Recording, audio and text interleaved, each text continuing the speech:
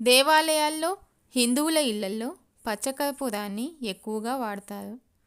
దేవాలయాల్లో ప్రసాదాల్లో, కొన్ని రకాల వంటకాల్లో దీనిని ఉపయోగిస్తారు.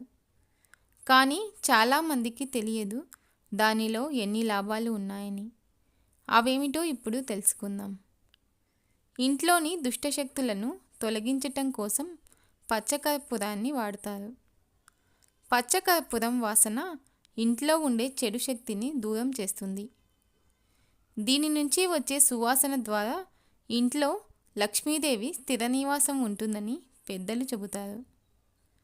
ఇంట్లో ఉండే నెగిటివ్ ఎనర్జీని తరిమి కొట్టడంలోనూ పచ్చకర్పూరం బాగా పనిచేస్తుంది. దీనికోసం పచ్చకర్పూరాన్ని కొద్దిగా తీసుకొని ఇంట్లోని అన్ని గది మూలల్లో ఉంచాలి. ఇలా 15 రోజులకు ఒకసారి చేయటం వల్ల